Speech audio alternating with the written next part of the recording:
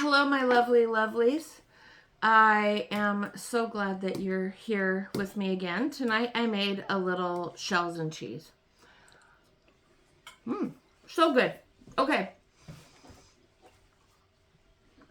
I kind of like shells and cheese. I don't ever make the other kind of mac and cheese, the Kraft mac and cheese. Well, that's not true. But I don't make it for myself. Because multiple nights a week when I was growing up were macaroni and cheese dinner nights. And hot dogs. So, I'm not crazy about mac and cheese. My problem with that is, so we grew up food poor. You know, food poor. You're not exactly sure where your next meal is going to come from, and you're not exactly sure what it's going to be. Like pork and beans with hamburger in them were not a side dish. They were a meal. The cheap boxes of macaroni and cheese with a hot dog were a meal. Like that was dinner. Sometimes you got breakfast, sometimes you didn't. The same was true for lunch. So now I overshop, and I have this problem with, I don't like to be wasteful. I don't like to waste food. I also had, we raised a lot of kids. So the problem was that, then as my kids were growing up, I had to buy large quantities of food. That's not the case anymore. And I'm still shopping like there's 9 people living in my house. And it's me. And my dogs, who I don't give to, like, sometimes I'll cook a scrambled egg for them on the weekend or something like that, like when I'm home and I'm cooking breakfast or something for myself. Otherwise, I might give them a bite of something, but Jack doesn't even really like table food. I have 2 Australian Shepherds, and then we have Kitten, and she's a little orange feral cat. The way that the food poor conversation popped into my head today was my boss, one of our bosses, and myself were talking about, her mom was very poor growing up, and she's like, she liked eating things like butter on saltine crackers, which is still one of my favorite snacks, dipped in sugar, but I don't dip them in sugar. I just eat the butter on the saltine. But it started because I had brought one of the you can buy the single slices of Spam. And I love bacon flavored Spam. They have all kinds of different flavors. I love the bacon one. So I took it to work so that I could heat it up and eat it and chop it in tiny pieces and eat it with a chicken Alfredo that I had, like a little frozen meal thing in the freezer, because I thought that would be really good. That's salty. I'm a salty girl. I love my cheeses and my cured meats and things like that. But so we started that conversation, and I was like, that would be a really good topic. So many people of our generation, like if we got something sweet in our lunch, it wasn't a cookie or Ho-Hos or Twinkies or Ding Dongs or whatever. Like that was for the kids with money. We got jelly on our peanut butter sandwich instead of just butter. So part of the reason that I shop the way that I do is I don't know how to portion control. So then I do portion it out, and then I put it in the freezer. I'm like, oh my gosh, that's 6 servings of turkey burger, because I bought the 3-pound package instead of a single pound that I still would have split into half. So I have to learn how to buy the correct size of things. I have to stop buying multiples of things, even if they're on sale. And then the other thing that I have to do is I have to stop indulging myself in things that would be snack foods, because I still don't eat a lot of sweets, but I'll buy sweets, or I'll buy sugared breakfast cereal, because we never got sugared cereal. Like one time we got those puffed wheat things that are disgusting. They taste like styrofoam packing peanuts with a little bit of sugar on them. They're so gross. But you don't know that when you're a kid. You know, it's like, oh, there's a cereal with sugar on it. No, no. There's some couch cushion with sugar on it. It was so disgusting. It was so gross. So anyway, so I buy snack foods, but then I never eat them. I have grasshopper cookies here that have been sitting here since before Girl Scout cookies went on sale, which is like, what, February, March, and it's December 2nd. So I will end up throwing them out. I just buy, or I'll buy something in bulk. I'll buy a 7-pound, 8-pound bag of sugar. Well, I don't use sugar. Like, so I have to work on that with myself. I have to work on the thought process of, you know, I don't feel like I live a life of lack, so why am I so fearful of not having enough when it comes to food?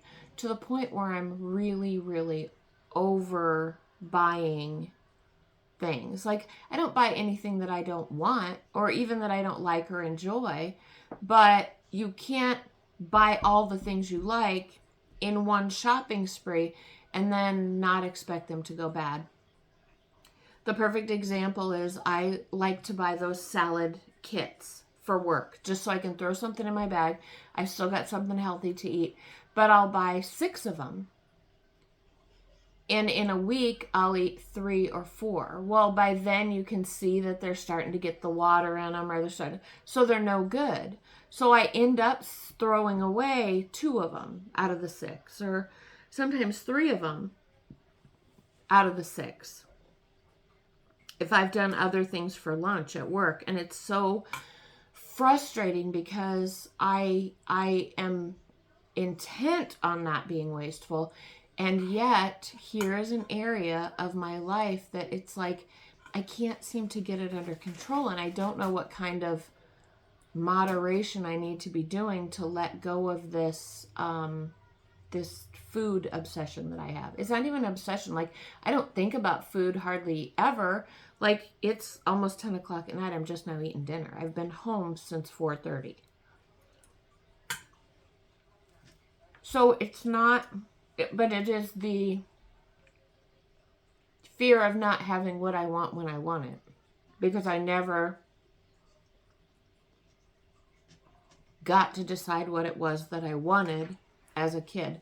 And then the other thing is, you know, when you have a family and, you know, food is love and you want to cook for them and you want to prepare something. So I find myself giving away food to my kids so that it doesn't run out of time, or I'll take a bag of groceries and go to my son's house and cook them dinner, just so that I can get rid of something that I'm afraid won't last until I take time to eat it. But then I'll be like, oh, dang, I cooked, you know, whatever at his house, so then I'll buy 3. I don't understand it. I need to find a way to get that under control. Because, one, it's wasteful. Like, I need the money to fix up my house, and I need the money for other things that, you know, I'm spending on groceries. I could totally use, you know, a few extra dollars here and there. You know, as Gen Xers, we spent our lives not being heard. Not even being asked, like, how we feel. Like, we didn't just speak our feelings and nobody was listening. We weren't asked. And our input certainly wasn't welcome. And I want that to be a part of this platform, that, you know what, we do all have a voice and we do all have an opinion, and I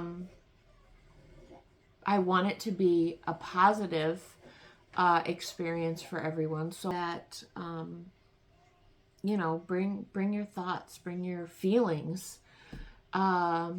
We were the toughest generation, and now we are alone, and we're lonely, and we're, some of us, in need of company.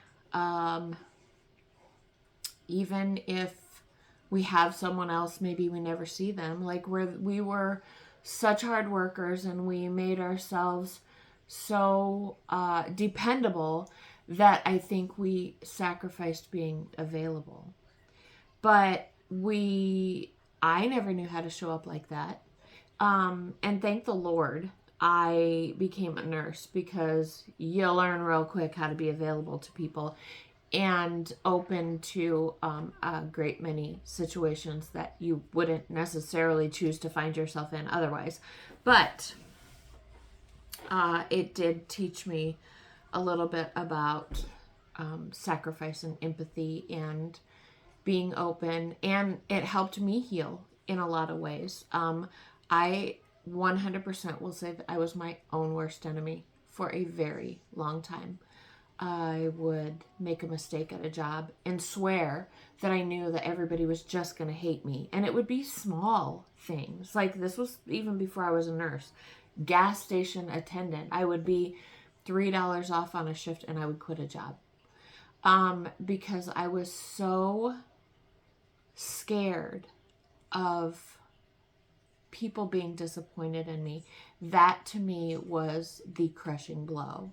If anybody showed any type of even what I perceived as disappointment, I found it impossible to stay.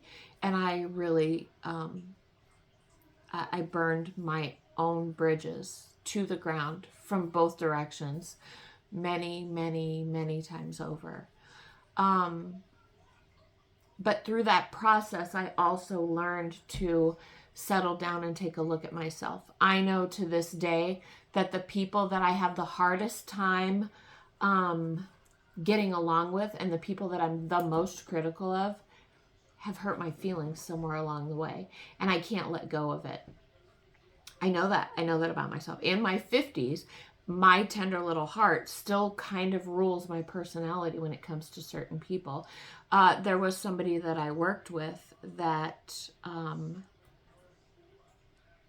was disrespectful in a few aspects of things. And, you know, I have another person in my department that I talk to about things. And I'm like, do you know what really pisses me off about her? Like, I keep wanting to give her the benefit of the doubt, and then I find myself saying nasty things, just off the cuff, nasty things, right?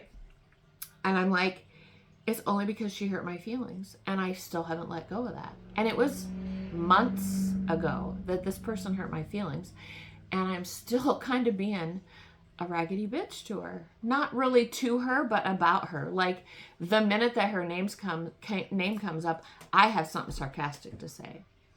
I'm not very nice about it at all. And I'm like, why? Like, I'm generally pretty laid back and easygoing. Like, I'm the one that likes to smooth the edges. But, yeah, when my feelings get hurt, I'm not very sweet or kind or generous at all. And these are all things that I like to embrace as part of who I am. And, boy, I'll just throw all that shit right out the window if somebody hurts my feelings, and I got nothing for them. So that's weird that happens, because there's so many other things that I can just let go of, but not my tender little feelings being hurt. So, all right, I am sorry, I'm rambling, and I do want to not make these too long and tedious, because I want you to be excited to come back. Thank you for joining me for dinner again. Like I said, I don't want this table to be the place that I eat alone anymore. And just having you guys to talk to, feels like such a good thing to me. So I will see you tomorrow. I thank you so much. You guys have a great night. I'm going to go take a hot bath and take myself to bed so I can get up early for work tomorrow. See you tomorrow.